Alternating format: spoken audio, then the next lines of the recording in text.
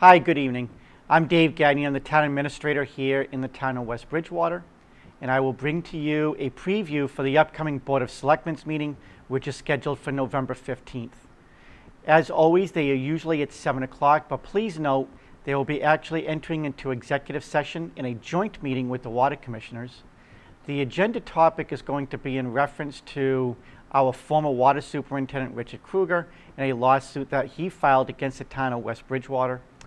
It came back in Mr. Kruger's favor, and the town of West Bridgewater now has to decide what its legal decisions will be going forward as to whether or not we appeal the decision or not. After executive session, the board will then reconvene into open session at approximately 7 o'clock.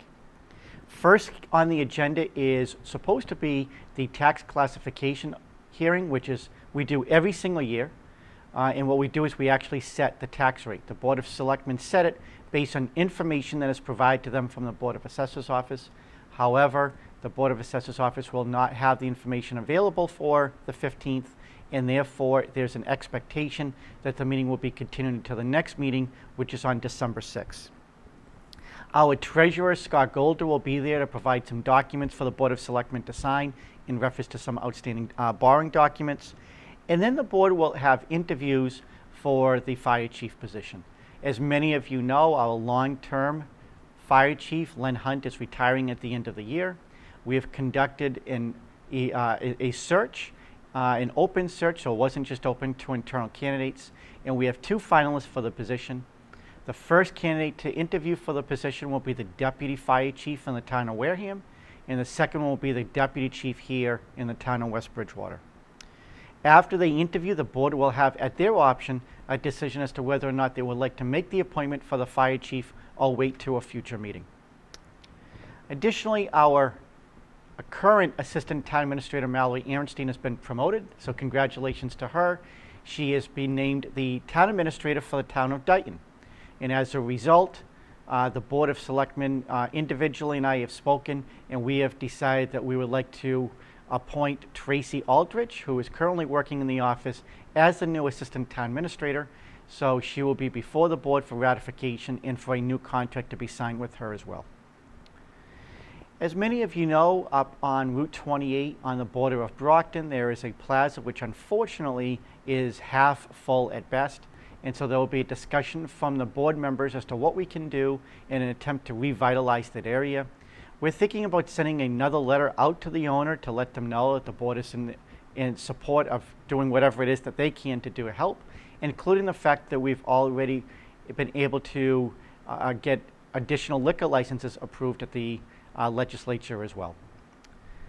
After we look at the calendar and we look at approving minutes, there is also an appeal of our building inspector in reference to a cease and desist that he issued to a person on 225 South Street.